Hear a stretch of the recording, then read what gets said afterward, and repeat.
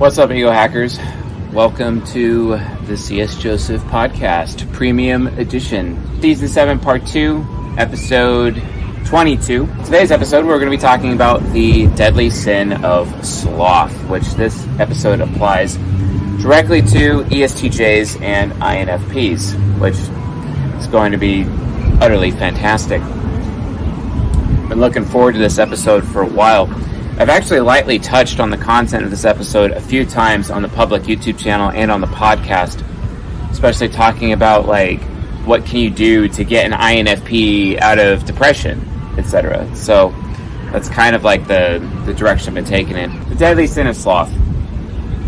So, opening remarks. I have to admit, I did not actually really truly understand ESTJs and INFPs until Chris Taylor and team have been focusing so much on developing the temporal exploration theory from a psychological perspective within the context of Jungian analytical psychology, such that I become completely flabbergasted, and just amazed at my own ignorance. Because did I actually really truly understand these two types? The answer is no. And honestly, you could still argue I probably still don't. The thing is that the contents of this particular lecture was such a quantum leap in understanding of these two types of people that I couldn't believe it. And one of the reasons why is because they conceal their motivation. They conceal what they want from everybody. They're so sneaky and they're so secretive about what it is they're actually getting out of life, about what it is they're actually seeking out of life. They're so secretive, it's even a secret to themselves in a lot of cases, because they're so afraid of people finding out that they don't want to show it to themselves, because then they would have to admit it, and then as a result of that, they might say something wrong out in public or around people that they know, those kinds of things. And they don't want to do that. They really don't. And that could suck. It's kind of like that thing, where you tell somebody a secret, but they can't help but talk about it.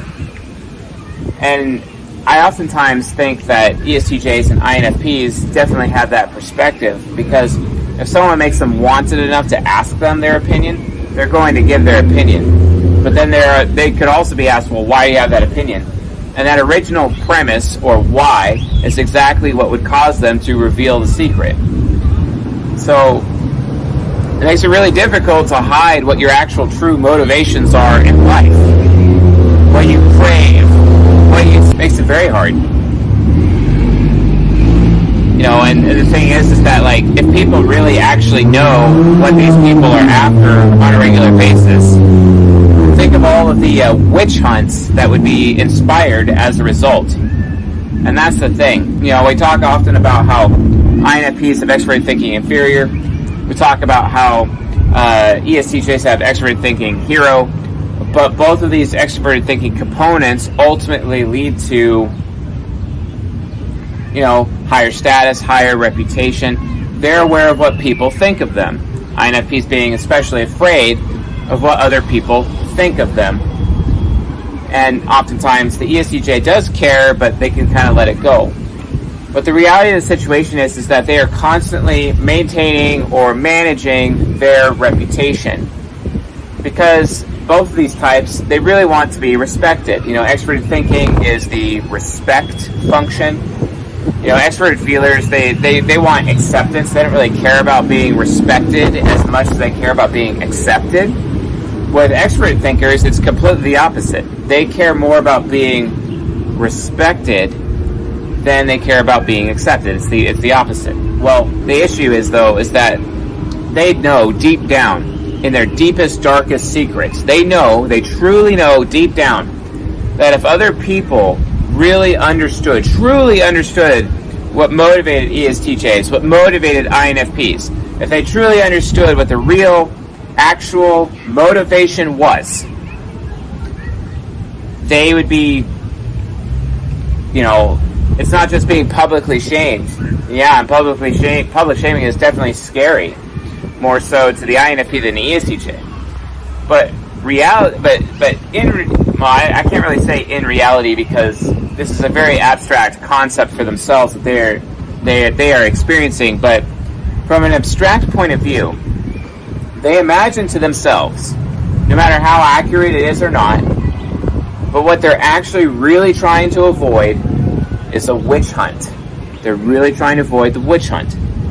A witch hunt where, like, all of a sudden they end up as the politician that's tarred and feathered, or they're the politician that's blamed for all the bad things that are happening in the land, and because of that blame they are hung on a tree. That's what they're actually scared of. Honestly, the whole tradition of tar and feathering a corrupt politician was actually created because ESTJs and INFPs often are politicians. In fact, out of any type of elected representative or politician out there, you will find that demographically, psychologically speaking, that ESTJs and INFPs make up the vast majority of people who are elected representatives, presidents, congressmen, senators, House representatives, legislature, even judges, lawyers, all of that. Anything that has to do with like public service or public policy or policy making or those types of things, right? They're absolutely dominated by ESTJs and INFPs. And because of that, throughout the course of human history, especially when you're looking at things that would happen in the 16, 17, 1800s, humanity was already used to corruption in politicians. And because historically and currently, most politicians are ESTJs, most politicians are INFPs, you could then logically conclude that the politicians that ended up being tarred and feathered or rebelled against or even murdered, hung by a tree as an act of revolt or an act of rebellion, they were most likely, probably to a point of Pareto principle, most likely an ESTJ or an INFP. So as a result of that, there's a high level of risk when it comes to corruption. Or is that necessarily true? I'm not entirely sure about that, because I can't be sitting here and saying that ESTJs and INFPs are more corruptible than the other types. Honestly, I maintain that's actually the INFJ, really. But in terms of the people who are accused of being corrupt and the people who have actions levied against them, like being tarred and feathered, for example, historically, statistically, the people that would be targeted for those things would be the ESTJ and the INFP. And this is why they have this evolved sixth sense about them, this psychological sixth sense where they have to go out of their way to hide their true motivations, to hide what it is they actually want. The INFP does this by, covering it up with delusion and submitting to their own delusions, their own fantasy land, and they sometimes can't tell the difference between what is true and false within their own souls, so it doesn't even really occur to them. You look at the ESTJ, their introvert intuition, which is like the motivation function, it's the source of a person's willpower and ultimately what they want. Well, guess what? It's a trickster. So they're already unaware of what they want anyway. They're already unaware. Like, why does it matter? It doesn't matter. That's my point. So because of that, guys, like, the reason why that's a problem, they're constantly hiding their motivations because they really don't want other people to know what those motivations are. Because if people really knew what those motivations were, they believe that they'd be tarred and feathered for it. They believe that they'd be heavily persecuted by their community, by their collective. It's a huge problem. This is where they're both affiliative types. The INFP has the ISTP demon, which is very pragmatic, and the ESTJ has the ENFJ demon, which is all about benevolence. It's a benevolent authority. It is affiliative, but it's affiliative towards those that it desires to give special treatment towards, or those that provide itself with special treatment, right?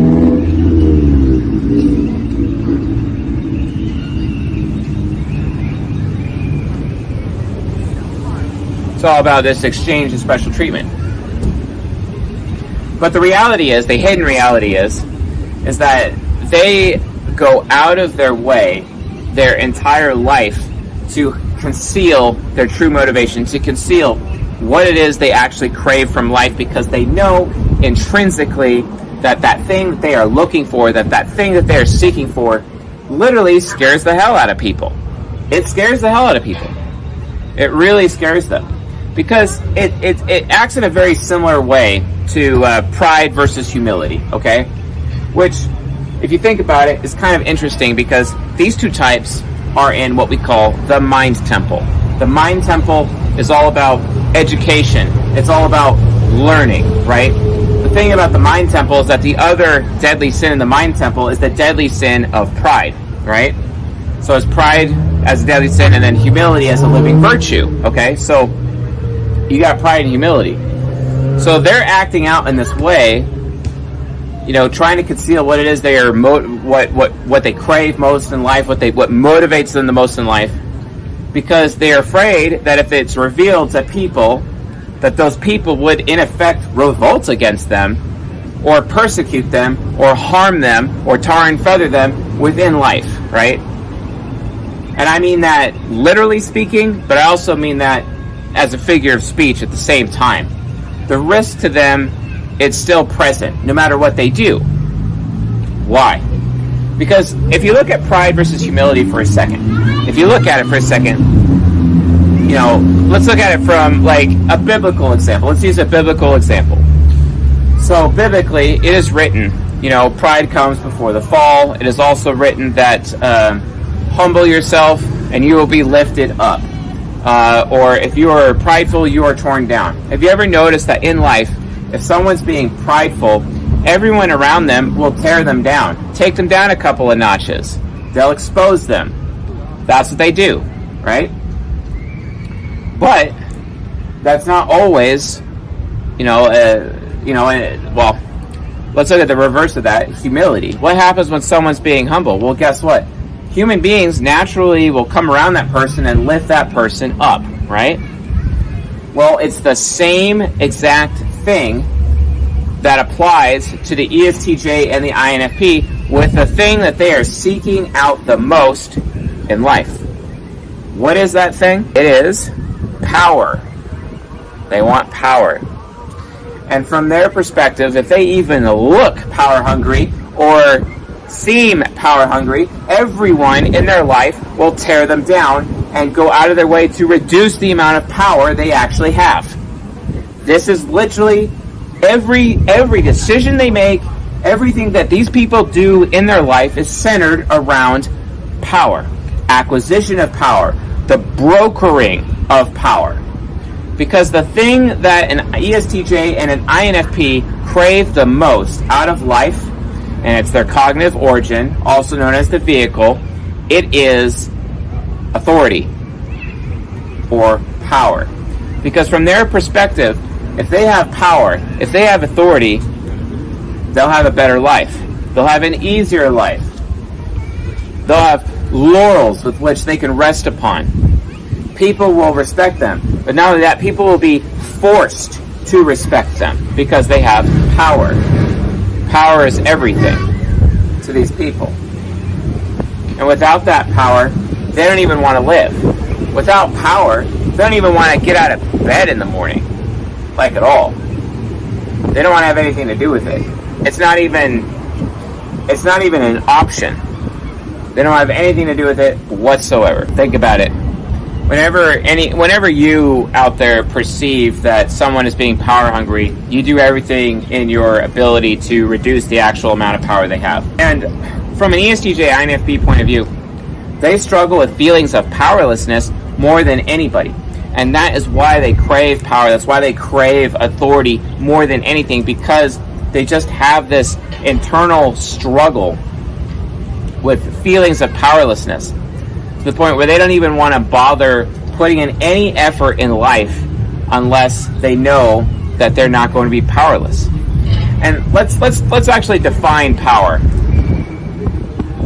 My favorite definition of power, it's not actually from the dictionary, it actually comes from Rollo Tomasi, specifically the Iron Rules chapter in The Rational Male Volume 1, where he talks about how frame is everything. He talks about a man having power, a powerful man, a masculine man, and all power really actually means is a person's capability to change their life circumstances on a whim. That's all it is. The ability to change life circumstances on a whim, with no limitations, at any moment. That's all it is. That's all that is. That's what real, actual, unfettered, unchained power really is. Most people think that freedom is power. No, it's not. Because actually, if you think about it, when people have power, they work really hard to make sure that they keep power. So they're not actually free, because they are technically enslaved to the idea of having power, but also keeping what power they actually have. And, so ultimately, seeking out power and holding power, the action of holding power ends up becoming a prison for these people. So for those of you who are watching this or listening to this and it's like, oh yeah, freedom is power. No, it's not. No, it's not. No, it's not. Freedom is something entirely different. As Socrates would say, if two different things are different, they can't have the same opposite. This is why he can make the argument that wisdom and moderation are the same exact thing, as he makes the argument in some of the dialogues written out by Plato. I think it's in Plato's Republic specifically that maxim or axiom is actually mentioned, right? So, but anyway, this is the internal struggle that these two psyches have. So from a psychological perspective, the fact that they seek power more than anything in their life, they have to conceal that power hunger, that power seeking from other people, because they know it makes them look like something similar to being prideful, and how the prideful are ultimately humiliated and humbled. Those who are power hungry or power seeking, people will actually take what little power they actually have. And when they struggle every single day of their life with feelings of powerlessness, that's even worse. That's way worse by all accounts. By every single account. It's way worse. They can't handle it. So they end up developing different coping mechanisms. They desire power, they desire authority. So they end up developing different ways of which they acquire it, right? And obviously that's the deadly sin, the living virtue, the shadow pole, and the aspirational pole. Those four things are what ESTJs and INFPs utilize to gain more authority for themselves and more power for themselves. And they have to.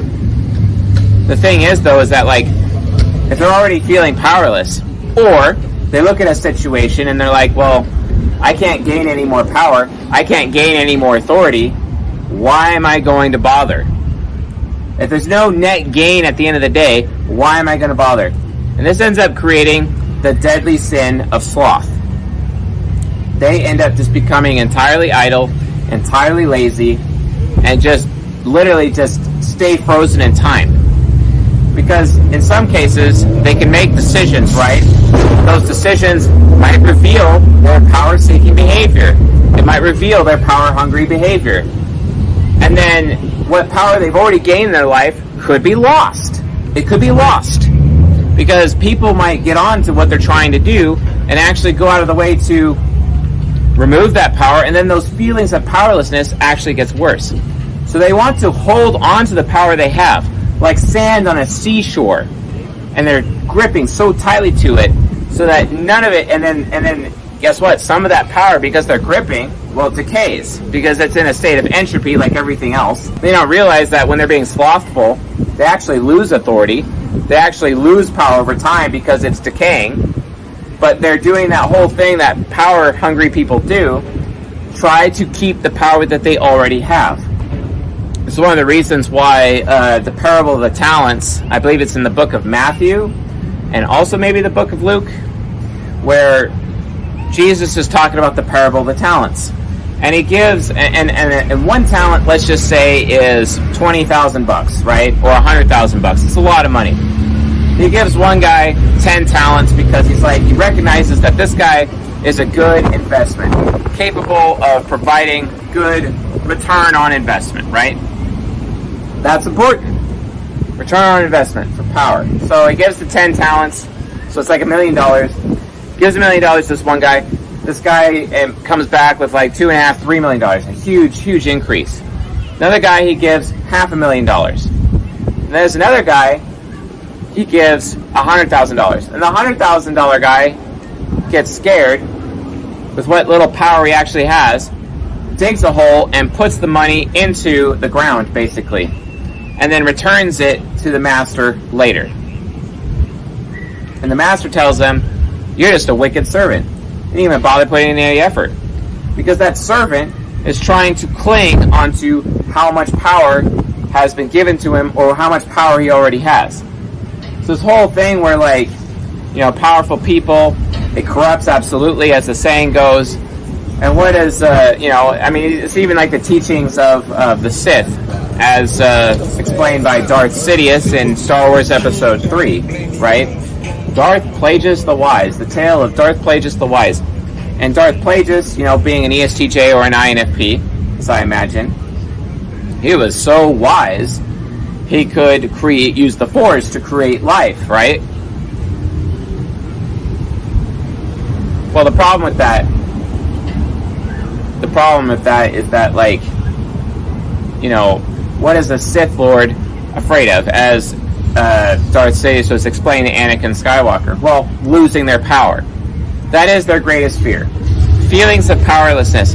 And they go out of their way to avoid feelings of powerlessness like nothing else. Feelings of powerlessness is how you literally destroy an ESTJ and an INFP. It's how you destroy them. With feelings of powerlessness, like, they will spend most of their effort, instead of taking the risk and risking what power they have to gain more power, to gain more authority, instead of risking it, they'll just stay frozen in time, thinking that they'll be able to hold on to what power they have, rest on their laurels, and hold on to it. And that's their primary motivator behind the deadly sin of sloth. That's what makes them slothful. They're afraid of losing what power they have. So it's like they're trying to freeze themselves in time. It actually stops all growth. And because when growth stops, that brings death and decay. And then over time, slowly, you'll notice their power starts to decay. And they actually start losing their power because they're not willing to risk what power they have as like an investment to gain more power. It becomes a curse. And remember, folks, the difference between a curse and a blessing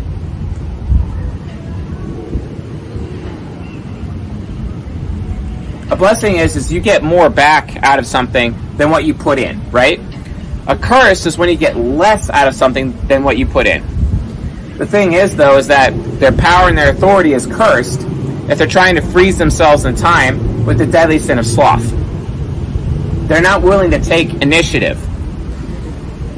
Because by taking the initiative, you know, fortune favors the bold, they're statistically more likely to gain more authority for themselves. They're statistically more likely to gain more power for themselves and stave off those feelings of powerlessness. But because of their fear of loss of power and the fear of having feelings of powerlessness, they will just freeze themselves in time, not do anything, because inaction, they start rationalizing that, okay, if I don't take any action, I'll just be able to, sit around, rest, and keep the power that I have. That's not true. Power or authority is also in a state of entropy, and they lose it. On top of that, sloth, as a deadly sin, also represents a coping mechanism. Sometimes they get really, really slothful. It's like they play dead, right? They play dead in life, and by being slothful. And when they play dead, they do this because they don't want to seem like a threat. It's like, hey, I have all the power in the world, but I'm going to play dead. I'm going to fake not actually having any power, make it look like I don't have any power, make it look like I'm weak, so that you don't try to take my power away, so that you don't see me as somebody who's power hungry, and then naturally you're going to try to take what power I have away from me, because you see me as that person that could potentially be corrupted absolutely by absolute power. This is literally how they rationalize their lives. This is literally how they make decisions. Everything in their entire life, everything, is all based on this power game, this mental, internal power game that they actually have inside of themselves. That's literally what it is. That is how to sum up an ESTJ or an INFP life. And that ultimately is the drivers, both of those concepts are the drivers as to why they're slothful. If only they knew that they have to see authority and power as flow, as cash flow. So let's introduce the concept of cash flow versus holding cash. There's a book called Rich Dad, Poor Dad. I guarantee you every ESTJ and INFP on the planet has read it. And if they haven't read it, they will have the desire to read it. But basically, it's a story. It's kind of like a little memoir that Robert Kiyosaki, the INTJ, created, talking about his rich dad versus his poor dad, and how both these two men had a different set of values, a different set of principles when it came to money. His poor dad would tell him to basically save his money, put his money into the ground, put it in the bank, not actually make it work for him. And that ended up becoming a problem over time, which ends up getting worse and worse if you think about it, because that power is decaying, their authority is decaying, because the money is losing value. Because here's the thing, if you hold on to money, I was actually explaining this to an INFJ who I'm close to, and I was explaining to them, look, if you, because they actually just got a job recently, and they signed up for the retirement plan with the county, and they put down 15% of their paycheck will go towards their retirement. And I'm like, no, that's a really bad idea. And they're like, well, why not? Why is that a bad idea? They're TE trickster. I'm like, it's a bad idea because don't you understand the concept of the present value of a dollar? It's an accounting term. Present value of the dollar. The dollar is a fiat currency. It's always subject to decay. It's always decaying in value. So greenbacks, or US dollars that were created in the early 1900s, when they first came out, were worth $1 in those days. But in today, if you actually calculate all of the inflation today, they've lost a lot of value. So by putting away money that you're not going to use for yourself right now, it ends up losing value over time. So you're actually getting poor. This is why the rich get richer and the poor get poorer. Literally this concept right here. You want to keep money out of your hands and move on to other things, because when money is in your hands, it decays. It's like a hot potato. Well, power and authority works the exact same way. You need to have power flow or authority flow in your life. It's the only way. But the reason why they conceal their desire for power and authority is because they know that if it's revealed to other people will become obstacles and challenges to their ability to actually acquire more. And that would be a huge problem. Not something I would recommend. not for them, especially since they're trying to remove and get rid of feelings of powerlessness their whole life. I mean, look at INFPs, right? Just how capable is an INFP by default? With their extroverted sensing trickster, they're not very capable. They know that by having power, oh, hey, I could order this person around, they could do me favors, etc. And that'll keep going as long as I keep my power over that person, right? This is why oftentimes ESTJs and INFPs treat people in their life like slaves, because it's always a power game to them. But the wiser ESTJs and the wiser INFPs know that they need to have this cash flow, this flow of authority, this flow of power to transfer through them to others. That way, they stay in a position of power. Here's another way of looking at it. When you're sending a message to somebody, who is in the position of power? The person initiating, the person sending the message, or the person who is responding to the message? The person who's responding to the message gets to choose whenever they respond to that message, which means they are in a position of power, right? It's the same concept, folks. It's the same concept for how ESTJs and INFPs behave in life, okay? So that has to be avoided. That has to be understood, narrowly avoided, right? It's a huge problem. Huge problem for them. So, in order to keep what power they have, keep what authority they have to realize that if they just freeze themselves in time with their deadly sin of sloth, they're going to lose that power that they have. So in order to actually keep power, the wise ESTJ, the wise INFP, realizes the truth. They realize, oh, I have to be in a state of consistently seeking and gaining additional power on a regular basis. Just like with cash flow, you need to keep multiple streams of income coming in constantly. You have to have multiple streams of authority, multiple streams of power coming in. And then through leadership as defined, transferring power to other human beings so that they have power on your behalf, and then you hold them accountable for that, which is what every entrepreneur, business leader, or even government person does. That's what it means to deputize somebody like a policeman. ESTJs are often policemen, but the founding fathers of the United States of America and Patrick Henry, who this ESTJ presenter was obsessed with, and talking about all the power games that went into creating the Constitution at Independence Hall because the Articles of Confederation weren't good enough. Well, as he explained, they have to be in a state, they have to be willing to transfer power to other people. It's like, you elect a sheriff, but the sheriff creates deputies. They're not the sheriff, but they represent the same power as the sheriff and go out among the county and, exact justice, basically, and perform justice on behalf of the sheriff. That is what it is to be a deputy, right? It's the same thing in every aspect of an INFP or an ESTJ's life.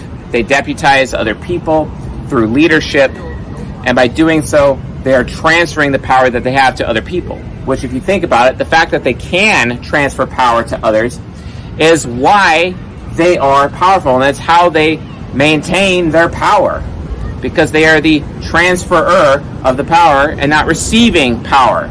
They're the source of power. They have to be the source. But to be the source of power, to be the source of authority, they have to have those multiple streams of power and authority coming in, just like cash and cash flow. It's the same thing.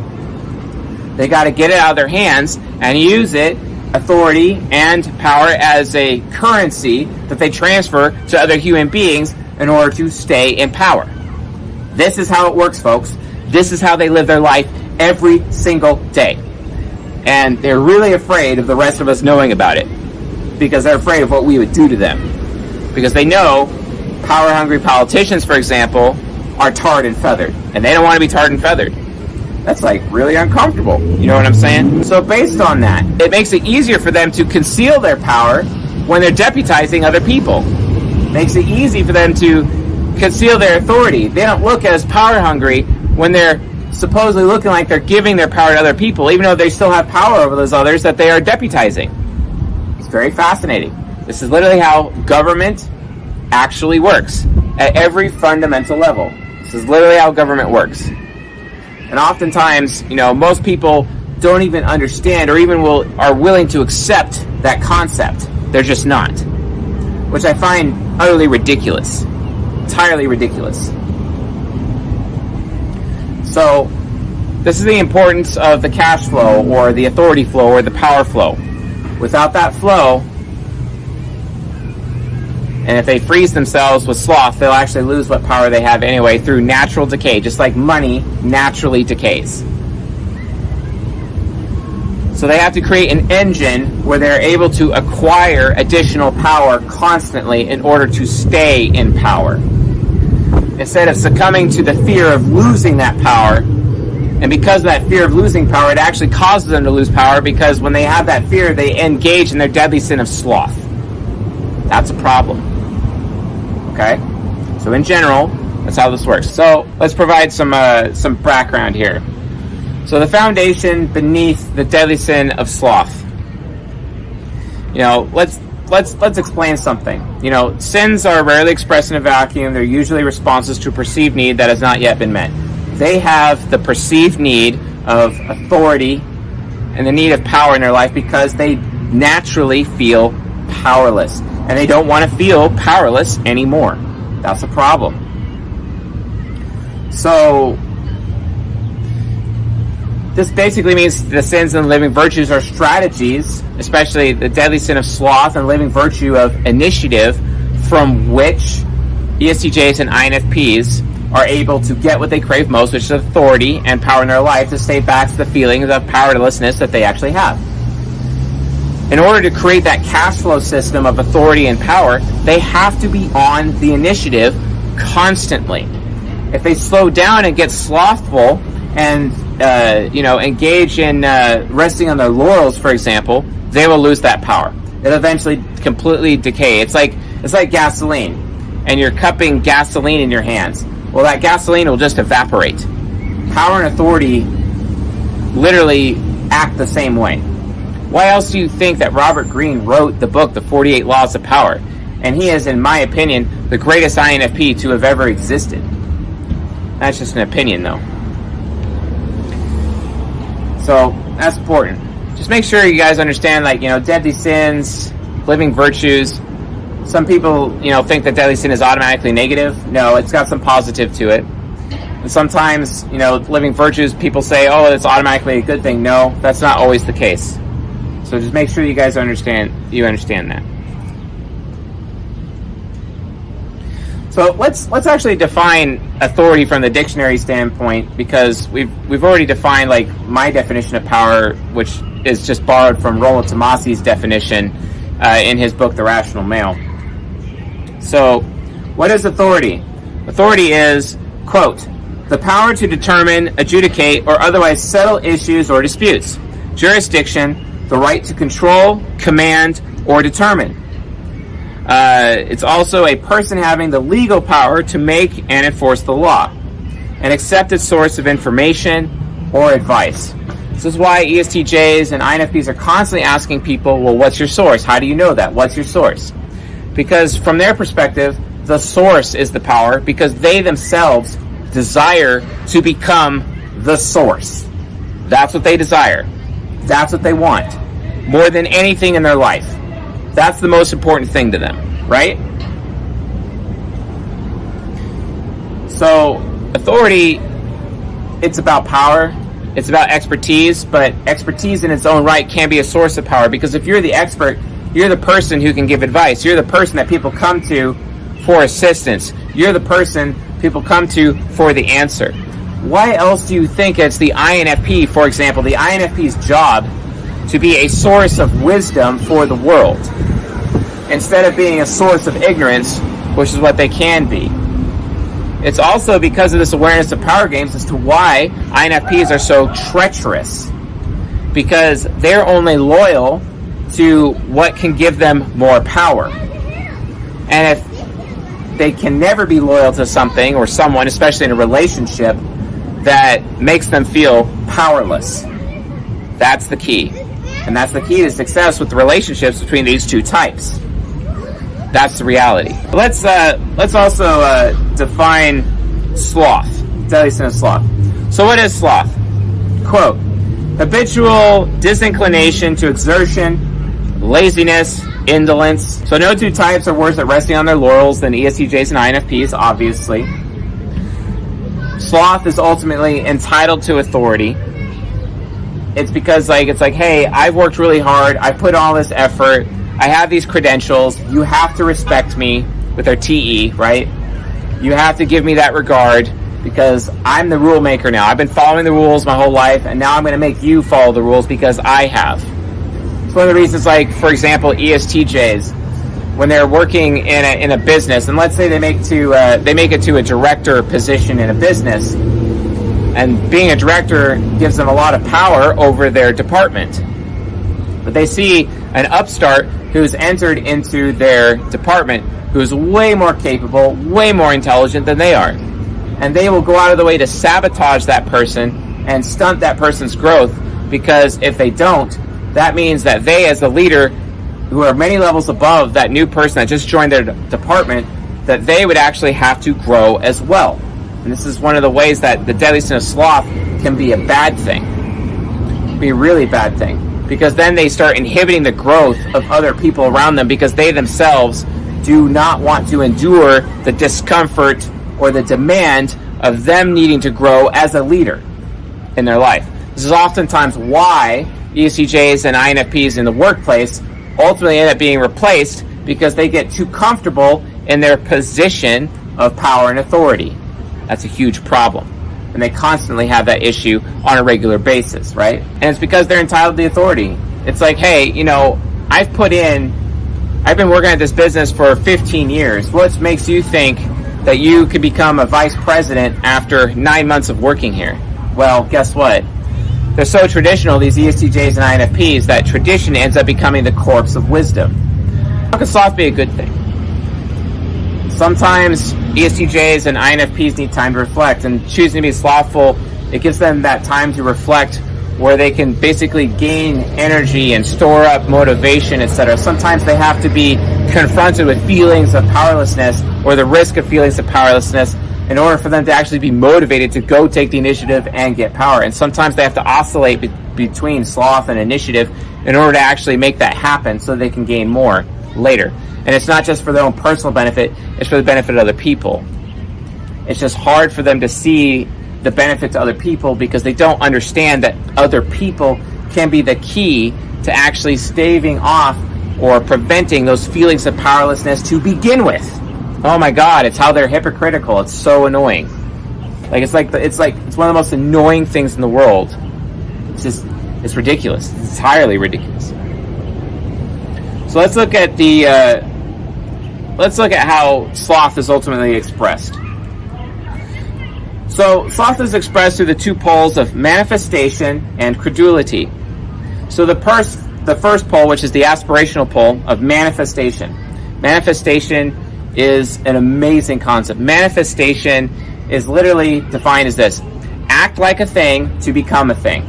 I'm going to act like I'm an authority so that I am ultimately trusted with authority. I'm going to act like I have power so people trust me that I have power. This is manifestation. You can also go a law of attraction with this as well. INFPs, they're so stuck in their fantasy land within their life. They're constantly manifesting things to themselves all the time, abstracting manifestations, abstracting an ideal life for themselves internally within their own souls on a regular basis, that they believe by doing so that they can actually transmute those abstractions, transmute those manifestations, and make them real. That's literally, it's alchemy. Transmutation is alchemy. That's literally mental alchemy. They are alchemists. That's why they're known as the philosophers. And they're trying to create that philosopher's stone that will always guarantee them all of the power and authority they would ever want in their life. When they have to understand that the philosopher's stones they're seeking is actually that cash flow system by partnering up with both sloth and initiative at the same time. Manifestation is the ESTJ and INFP strategy for making their philosopher's stone. How many of the law of attraction advocates are INFPs? Almost all of them. You can even look at that guy, the medical medium guy, who is a total fraud, but he's manifesting. I'm going to act like a medium so people give me that power that a medium would have. It's this guy that's talking to a spirit of some kind that's giving him medical advice, when the reality is he's just really good at research and curating information. And that's his actual true source of power, but it makes it look like he's got some spirit who's speaking to him, who's very wise, and giving him information to help people have better health. That's all that is. So it just so happens that a lot of the advice that the so-called medical medium out there is giving actually works for people, just because he's well researched. He's not respected as a researcher in his life. He's respected as a medium because it's easier for human beings to listen to a medium than to a well-researched person in today's day and age. And that's why. Manifestation expressed through sloth is the age-old attempt to get something for nothing. The ESTJ and INFP feel that if they regard themselves as an authority and give off that perception to others, then they will be elevated to positions of authority. Basically, another way of saying this, folks, is fake it until you make it. It literally is. Perfection is also fake, folks. The thing is, though, is that we have to admit that fake it until you make it, it works. It is actually a valid strategy. It does work. The thing is, though, is that when people finally actually realize that you're being fake, guess what? You're going to be tarred and feathered. You're going to be punished. You're going to be owned. You're going to have to watch out for that. The second pole, and this is the shadow pole of sloth, and it's known as credulity. Credulity is defined by willingness to believe or trust too readily, especially without proper or adequate evidence. Gullibility. So sloth through credulity is another way that the ESTJ and the INFP rest on their laurels. Quote, if this is accepted in certain circles, I am to assume it's true. ESTJs and INFPs who don't verify are the worst educators and the most ineffective authorities. Basically, sloth through credulity is a covert contract to obtain authority. Quote, if I accept what is thought to be true by others, especially certain more valuable circles of people, then they will elevate me to authority. At best, you as an ESTJ or an INFP will be ineffective. At worst, more likely, it'll be a Faustian deal, and you'll be a slave to higher authorities, just like you are a slave to losing what power you actually have in your life as an ESTJ or an INFP. This continues to be a huge problem for both these types. Here's an example of what it means to be credulous. Taking what an authority says at their word without actually verifying. How many times you see ESTJs and INFPs go visit the white coats, also known as doctors, right? Or people with credentials, and they just automatically believe what these people of authority actually say. Another way of looking at it, I think it's like James' brother Jesus, or maybe the Apostle Paul said, it's like having a form of godliness while denying its power, right? It's fake it until you make it. Because from their perspective, it's like, hey, these people have authority for a reason. But oftentimes they don't realize that their fake it till you make it attitude that they have can actually lead to them also being credulous and just expecting or accepting by default what these people are saying, even though they have authority. And they're completely turned off to the idea that tradition is the corpse of wisdom, because they assume that because these people already have authority, that they have to be right. Because if they weren't right, they wouldn't have any authority, right? Wrong. That is a very foolish perspective. That's not true. It's completely foolish. It's incorrect. It's wrong. It is a lie. And that is how ESTJs and INFPs lie to themselves. It's disgusting. Now let's move on to the living virtue, initiative. Something so important. Initiative is defined by the following. An introductory act or step, a leading action. Readiness and ability in initiating actions or enterprise. One's personal, responsible decision. Also, an aspect of initiative is leadership. Leadership is when you transfer what power you have to other people, and then they conduct your power and your authority in your name on your behalf, like deputizing, okay? That is an aspect of initiative. That is taking the initiative, because you're making sure that your power is being used. What's the point in having power and authority if it's not being used? But no one person with a lot of power and authority can use all of it. So by sharing it with other people, they don't look like a monolith of power and authority. That monolith ends up becoming a huge amount of attack surface that other human beings will attack and reduce your personal power in your life. You don't want to live that way. You don't want to experience that. So why would you? Of course you wouldn't. You won't, because it's foolish. It's the thing, it's funny, like, you see the ESTJs and the INFPs out there who don't share power. The ESTJ director, for example, there's one of them that I know of. Her name is her name is there.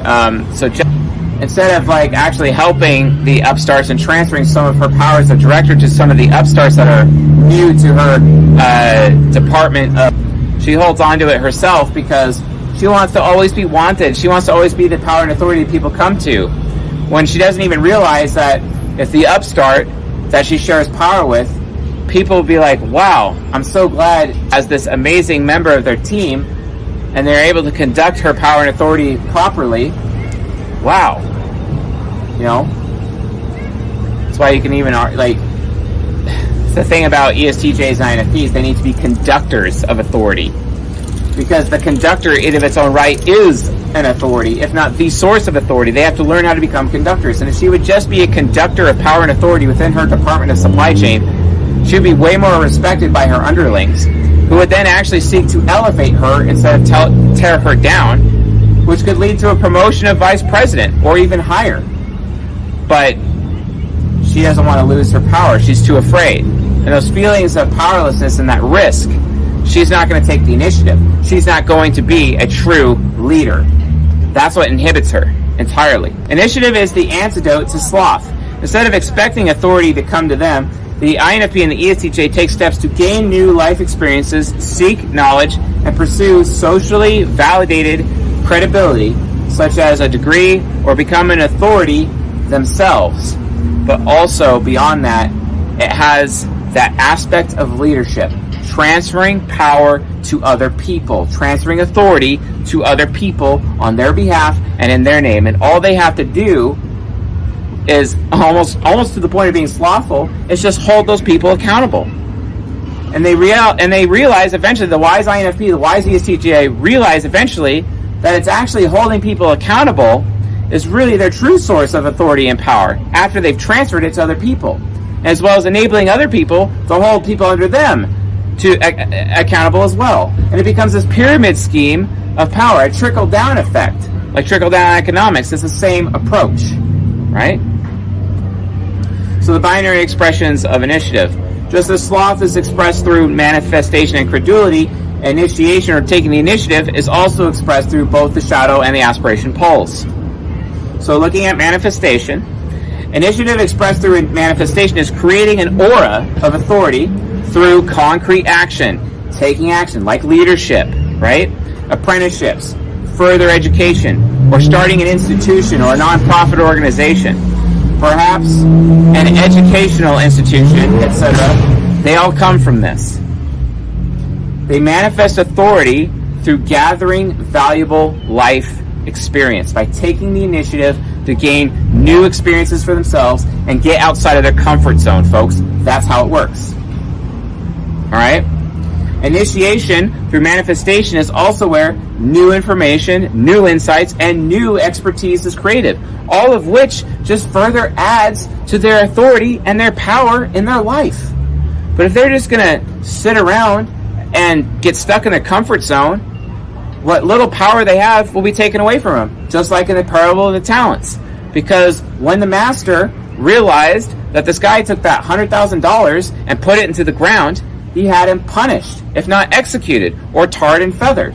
Because it's like, hey, you rest on your laurels. Hey, you got stuck in your comfort zone.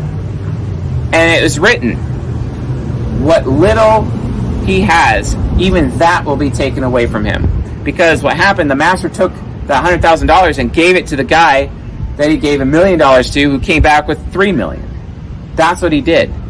And then that wicked servant was punished, tossed away like trash, like the trash that servant was. Don't be that person. So the second pole that manifests, which is credulity, the shadow pole. Initiation through credulity is when the ESTJ and the INFP just gathers old information or traditional information. It's like when the ESTJ and the INFP, they start having heart problems. They have heart disease. And they literally go out of the way to reduce their cholesterol, thinking that it's going to solve the problem of their heart disease. When the reality of the situation is they don't realize that it's going to make it worse. I remember going into the doctor one time. He was an INFP, and he did tests on me. No, he's an ESTJ, excuse me. He did tests on me. And he's like, oh, we need to put you on Crestor because your cholesterol's too high. And I'm like, no, you don't. Like from Gary Taubes, who wrote the book, and he's an ENTP, I believe. He wrote the book, Why We Get Fat and What to Do About It. You might want to pay attention to that. But no, we can't do that because that guy's not credible, right? Why don't you ESTJs and INFPs take some goddamn initiative in your life and actually figure out what the actual problem is instead of relying on authorities to tell you because you're credulous. Oh, it's so gross. So initiation through credulity is when the ESTJ and the INFP just gather old information or accept information or tradition is the corpse of wisdom, without weighing its validity, and they abide by it. They live their life by it. They start taking Crestor. Great.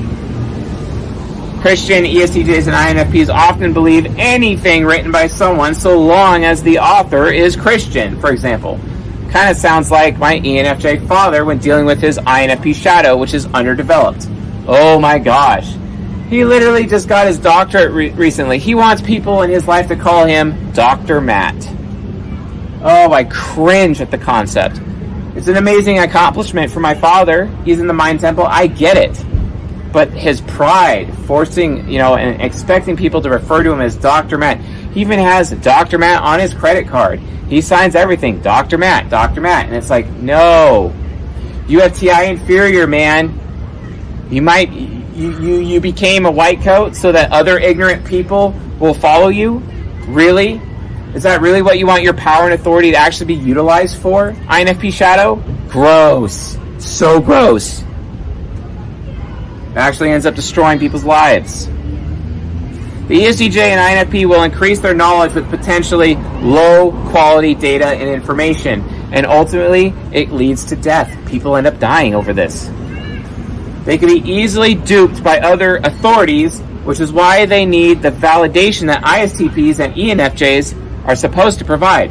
Validation determines which authorities are worth listening to and which ones are not. That's the point. Anyway, the reality and deeper implication of the model is that some sloth is required for dynamic authority. If someone is always chasing authority through initiative, how can they ever be regarded as authority? So, what is dynamic authority? It's the cash flow. Literally the cash flow. The whole cash flow system that I'm talking about. You have to constantly take the initiative to gain real power, real authority, and then transfer it for others because you are to be a conductor of authority and power, not just a container of authority and power. If you are a container of authority and power, the power is going to be taken out of the container. You don't want to be a hard drive that holds on to authority and power. You want to be the random access memory. You want to be the RAM. You want it to come into your hands and be the conductor and give it to somebody else. Because the conductor is the thing that actually has the true authority and the true power, not the container. The more you, as an ESTJ or an INFP, learn how to conduct and be a conductor and conduct authority and power in your life, you'll never have feelings of powerlessness ever again. You will always be regarded as an authority. You will always be regarded as someone who has power. You'll always be that person that someone can come to for advice, for wisdom, or for justice. Always. And you will always be respected in that position for all of your days. And if that's what you want, if that's what you desire, oh wait, yes it is, then maybe you should do it this way. Stop trying to become the container and fill your life full of credentials. It doesn't matter. And instead, fill your life with new experiences, new knowledge, new credentials, and realize that everything you have will eventually get stale. So you don't want your power and authority to get stale, just like you don't want your money to get stale. So move it into people. Move your power and authority and conduct it into people, just like you would conduct your money into acquisition of assets. That's how it works. That is how you, as an ESTJ and an INFP, will be successful in your life. That's how you'll never, ever have to be confronted with feelings of powerlessness ever again. Mark my words. If you found this lecture useful, helpful, educational, or enlightening, please leave a comment below. Please share your thoughts and opinions about this. And please take these principles and utilize them in your life so that you can have a better life. You want to be happy? You don't ever want to feel afraid again or feel powerless again? Then follow this advice. Implement it immediately and become greater than even the greatest INFP in history, Robert Greene. So, with all that said, folks, I'll see you guys on the next episode. Later.